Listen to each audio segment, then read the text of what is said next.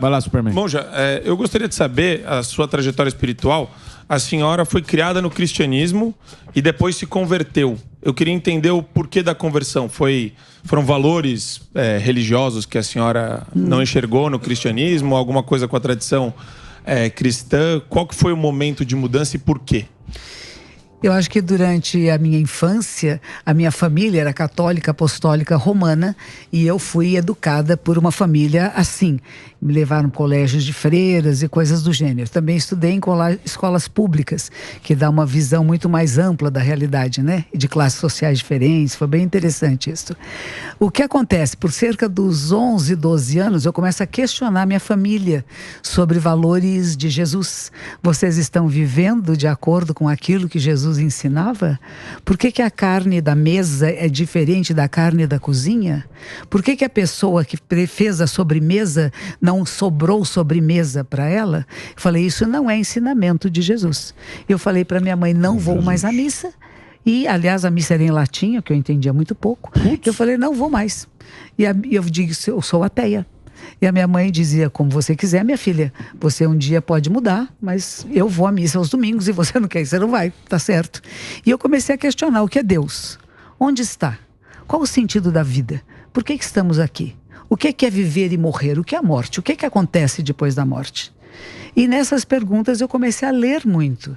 E comecei a procurar outros lugares que pudessem me dar talvez algumas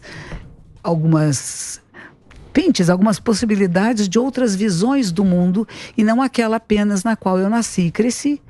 E aí fui ler Nietzsche, fui ler alguns filósofos, fui ler Upanishads, coisas da Índia, né? E falei, puxa, tem outras maneiras de pensar a realidade, né? Tem países do mundo que nunca ouviram falar de Jesus, nem sabem quem é. Tem muitas pessoas no mundo que não sabem quem é e vivem bem. E tem muitas pessoas ateias que são extremamente éticas e corretas. E não porque tem medo de Deus, não porque se eu fizer vai acontecer uma coisa ruim para mim. E eu comecei a procurar. E nessa procura, veja, foi passando os anos vão passando, a gente vai mudando. Eu fui ser jornalista, trabalhei no Jornal da Tarde, que foi muito interessante, sair de uma visão também da minha família, do meu bairro, né? E você abre para entrevistar pessoas de todas as classes sociais, fala, peraí, o que está acontecendo aqui, né? Mas tem um elemento social nessa transição. Tem, claro que tem. Mas a senhora atribui isso ao cristianismo? Quer dizer, eu senti um ar de...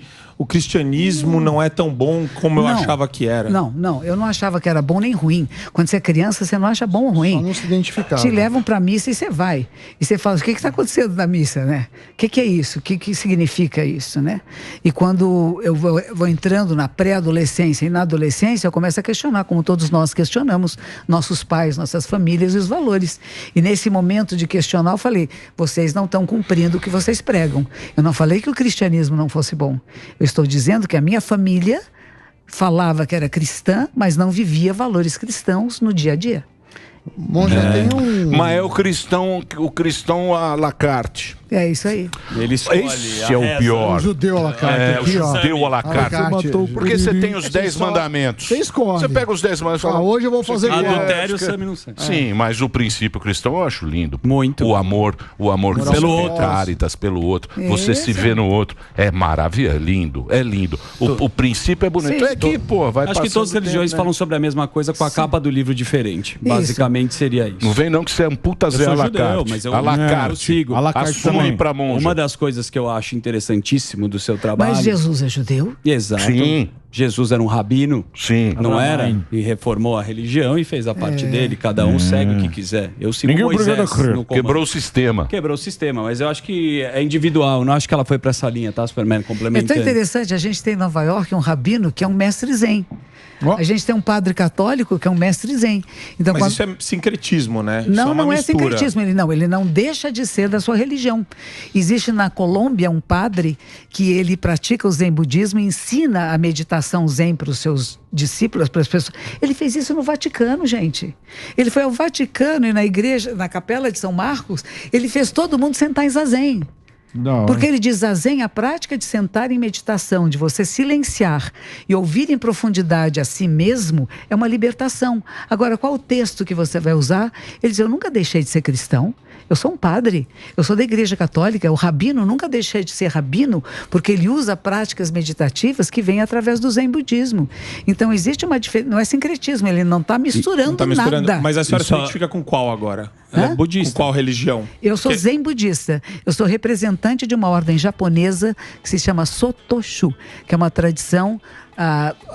o budismo tem uma tradição de 2.600 anos, não é tão antiga como o judaísmo, mas é mais antiga que o cristianismo. Mas não é uma religião, né? Tecnicamente. É uma religião. É uma religião. Claro que é. O budismo não é agnóstico. Tá louco? Não, tecnicamente existe um questionamento a respeito disso. Tecnicamente, a religião não é técnica. Você tá louco? Você quer chamar o técnico? O cara quer fazer... Então, mas é que é PowerPoint não é. É que é outra pega. A pega é a seguinte, por exemplo, um cara assim que é mais... Puta, vai falar um puta Zé Mané. Agora, desculpa até normal. Tentar dar uma explicação, porque é o seguinte, o nosso Deus, esse Deus judaico-cristão, tal, não sei o quê, ele é um cara que ele é o bom e o ruim.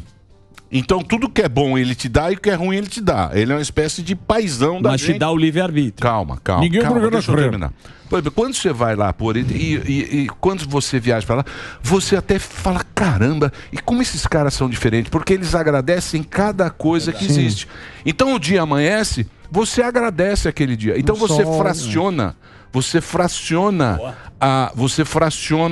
Eu posso estar falando uma puta bobagem que eu não entendo nada de religião.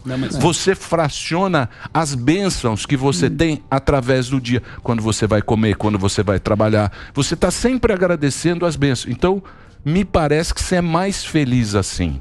Do que você ter que seguir uma regra e quando a coisa não dá certo, você fala, me ajuda, pelo amor de Deus. Dessa vez eu preciso de você. Mas culturalmente a gente aprendeu desse jeito, né? É difícil mudar. Tem coisas interessantes. O que ele perguntou é uma coisa que muitas pessoas falam. Monja, então é uma filosofia de vida. Cristianismo é uma filosofia de vida. Judaísmo é uma filosofia de vida. Todas as religiões são filosofias de vida. Como é que você vive a sua vida no dia a dia? Não é só que eu decorei o texto, achei bonito, eu estudo em casa, ou que eu vou para uma liturgia. Mas como é que você faz da sua vida uma liturgia? É o que você fala, porque eles estão agradecendo, estão sendo, é uma liturgia a minha vida. Eu sinto prazer na existência. E tudo que vem até mim tem uma razão pela qual chegue até mim. Aí vão falar da lei da causalidade, que tudo que existe tem uma causa, precisa uma condição para que um efeito se manifeste. Um efeito pode ser causa de outra coisa ou condição de uma terceira. Então é uma trama, é uma rede de inter-relações que não cessa por nenhum instante. O que nós fazemos, falamos e pensamos mexe na trama da existência. E aí você começa a perceber que tem uma responsa nisso, né? Como é que eu estou mexendo nessa trama? O que eu estou jogando para o mundo? Eu questiono o mundo. Eu faço as pessoas que assistem aqui o Pânico pensem o que vocês estão fazendo. Reflitam. Nós não estamos dando respostas absolutas. Estamos dando possibilidade de você pensar e questionar tudo.